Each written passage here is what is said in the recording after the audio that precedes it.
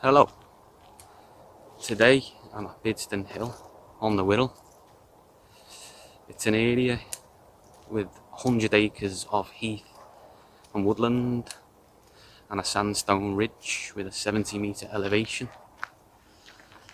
It's a quirky place with air raid shelters, a lighthouse, a planetary observatory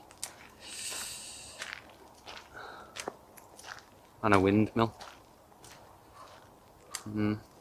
as well as some very old rock carvings and many spooky tales.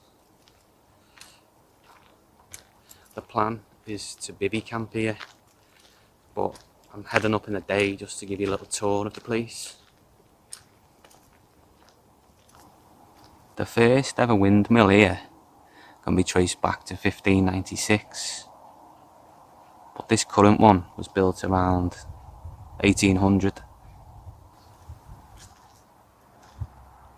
Yeah, this windmill could produce 100 pounds of flour in 3 to 5 minutes, but it was hard to access by cart. Operations ceased in 1875, and it's little more than a landmark today. It's said to be haunted by the ghost of a miller who was murdered here in the 1800s, and you can go inside on certain days of the week.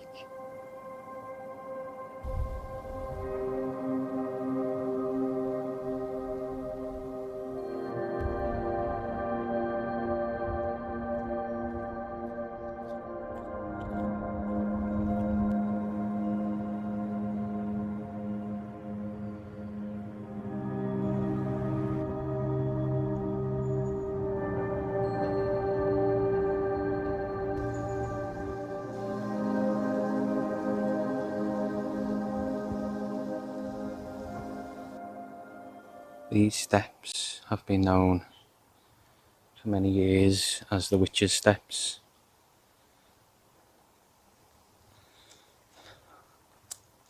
Witches being something I'm going to tell you more about later in the video.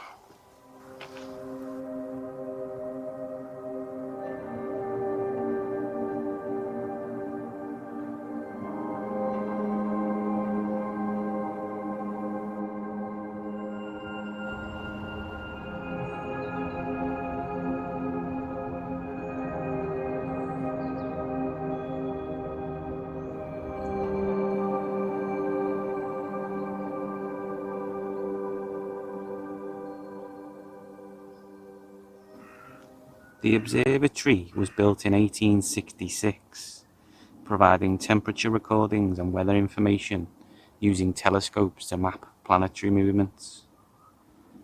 Another of its functions was to tell the exact time, and there's a cannon on the River Mersey in Birkenhead, known as the 1 o'clock gun, that was operated electronically from here. It fired at 1 PM every day, fired for the final time on the 18th of July 1969. It's said that the cellars of the observatory are cut so deep into the sandstone that they maintain a constant refrigerated temperature. The telescopes are no longer housed up there, as they were donated to the Liverpool National Museum, where you can go and see them today. These days the building is used as an artistic research centre.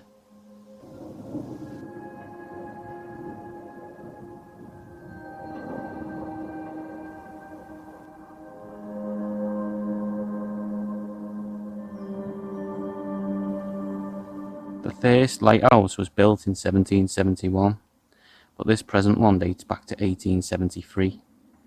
It worked alongside Liso Lighthouse, forming a pair of leading lights, helping ships avoid sandbanks when approaching Liverpool Bay. Standing 2 miles inland, it's said that this lighthouse housed one of the largest parabolic reflectors ever created,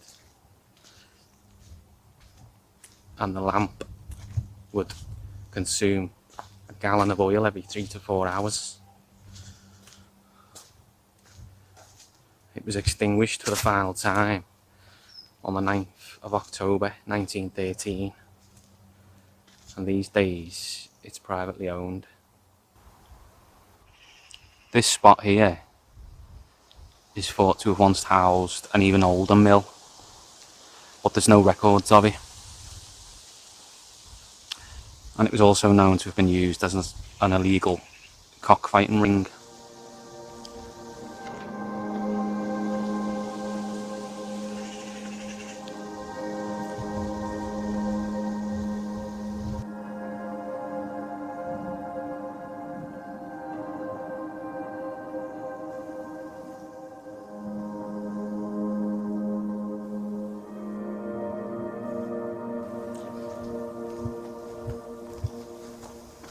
During World War II, in the aftermath of the Luftwaffe Blitz, tunnels were dug into the rock underneath Bidston Hill.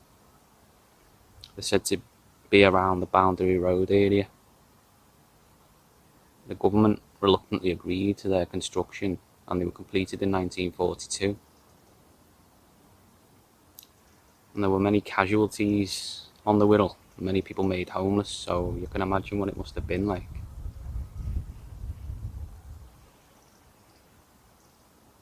And after the war, they became disused and they're dangerous now, so they've been closed off for public safety. But if you're interested, I'd suggest looking on YouTube, because there's many really good urban exploration type videos out there of the tunnels.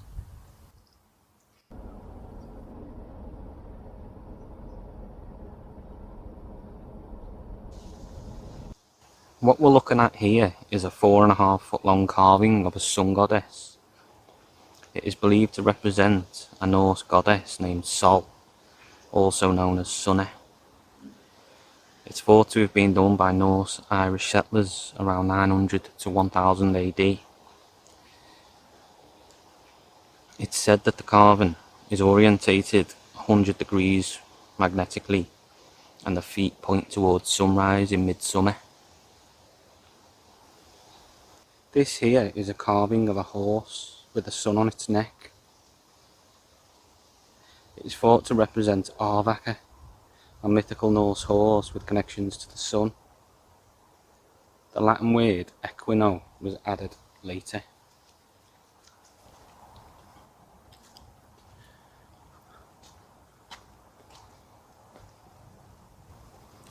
There are said to be many carvings up here, but I've wandered around now for about an hour and not had any luck finding any of them. One that I really wanted to find was Sol's brother, which is said to be a moon deity carved into the rock, but the place is so overgrown and just not very well maintained. Having no luck. There's also supposedly a really good carving of a wolf's head somewhere, and all sorts of satanic carvings as well. But been here long enough, so. The name Bidston was first recorded in the 13th century as Bidston, and it's thought to have originated from Bidston, which means a dwelling on a rock. Another possible origin is Bidding Stone, which is the name given to holy places dedicated to venerated Saxons. Bidston Hill was privately owned for centuries and only opened to the public in 1894. It said it was once abundant with wildlife and with a large deer population. Today, You might see the odd sparrowhawk or woodpecker in the woods if you're lucky. This here is known as the Penny a Day Dyke, and it was built in 1407 on the private estate of a Lord Stanley to pen in the local deer population.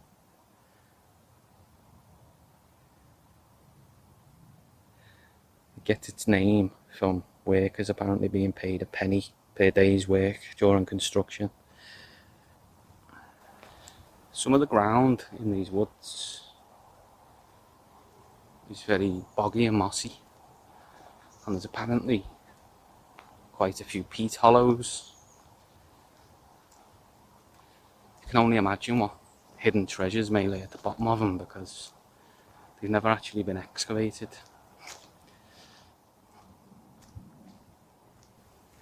As you may or may not know, I do like to collect rocks on my travels. Just seeing a fallen tree there in the woods, massive. Check this out. Trying to carry it as inconspicuously as possible.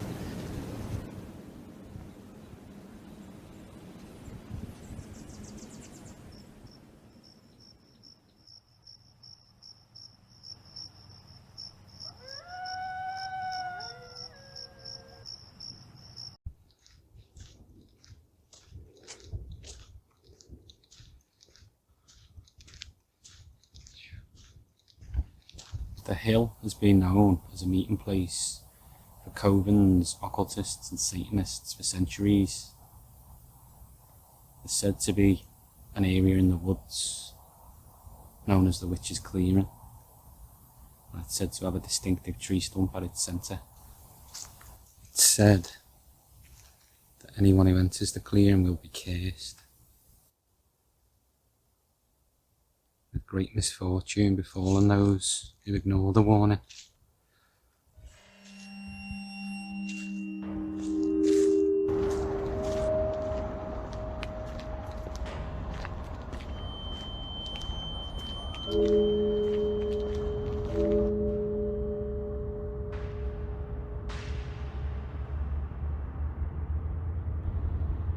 Bidston Hill has a unique vibe after dark. It's like a palpable heavy energy. People talk of feeling like they're walking through spider webs atop the hill. Others talk of feeling like they're constantly being watched, and a foreboding apprehension. It's pitch black up here now, and I do feel proper on edge. And on the way up, I shine my torch through the trees, and honestly, for a split second, I thought I seen silhouettes dancing around deeper into the woods. And I keep getting this feeling now, I'm sat atop the hill, I keep getting this feeling like something's going to jump out of the dark at me.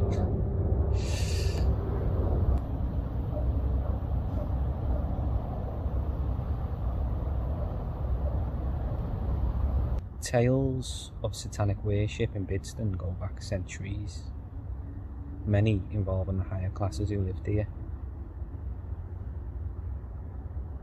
Stories of the devil being summoned up here on the sandstone ridge, and sacrifices carried out in the moonlight. There are also many demonic and satanic carvings, some said to mark out occultist ritual grounds, and there's also said to be several satanic graves concealed on the hillside.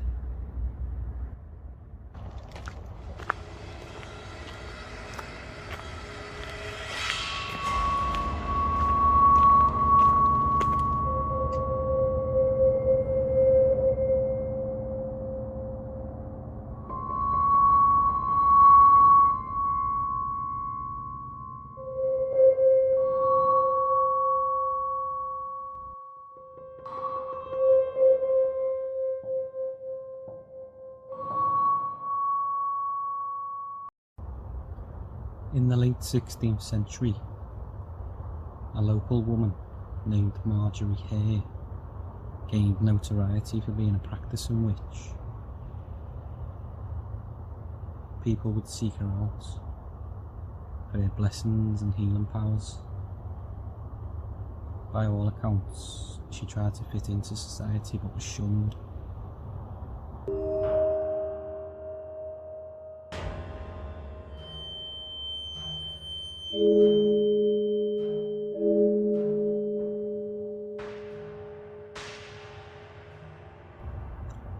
In the early 1600s, she was implicated in the sudden death of a local earl, and soon thereafter vanished from existence. What fate befell Marjorie, we'll never know. A local legend tells of strange fey beings named the Poldies inhabiting the ancient woodlands here. They were known as guardians of nature, and anyone harming the woods would be cursed and come to an abrupt end.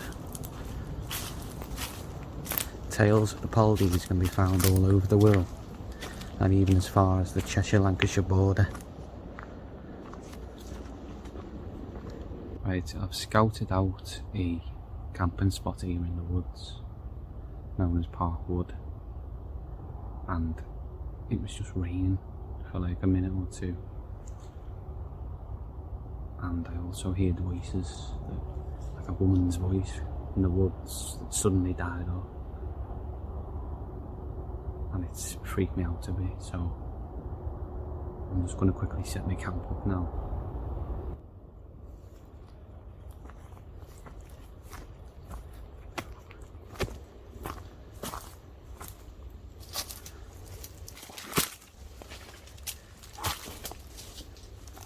Right, I've got my outhad. I think it's a 3x3 tar with the combat tar poles, just a guy roped out.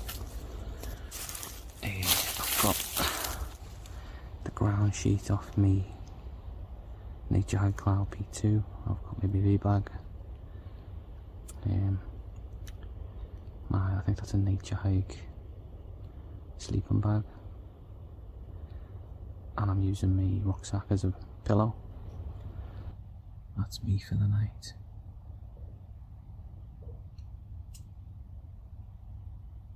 So much noise in the woods.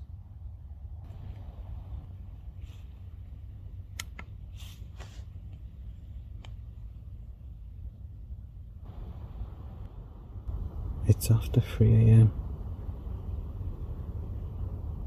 I managed to drift off into like a decent sleep,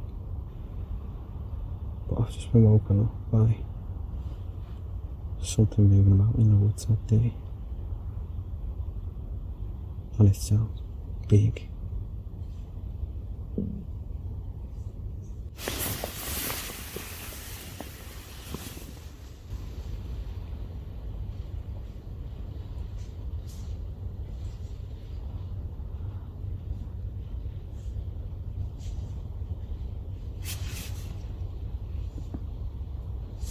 Don't know if that's picking it up on camera.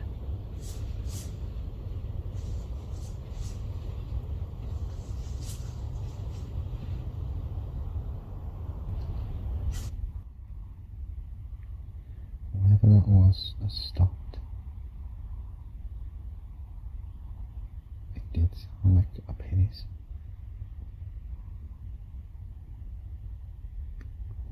I'm back inside my baby bag now. I'm gonna try and get a couple more hours sleep before the sunrise.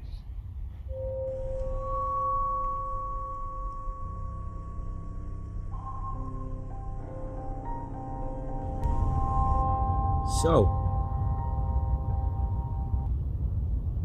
it's past 4 AM and I woke up in the woods with a spider on my face and slugs on my ground sheet. Spiders all over the tar. So I got out of there. And plan B is sleeping on this bench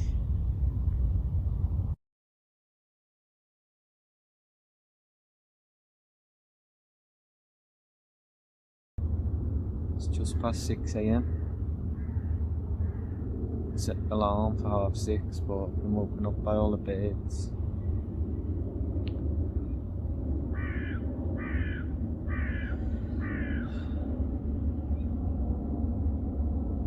Had a good hour and a half sleep here, solid.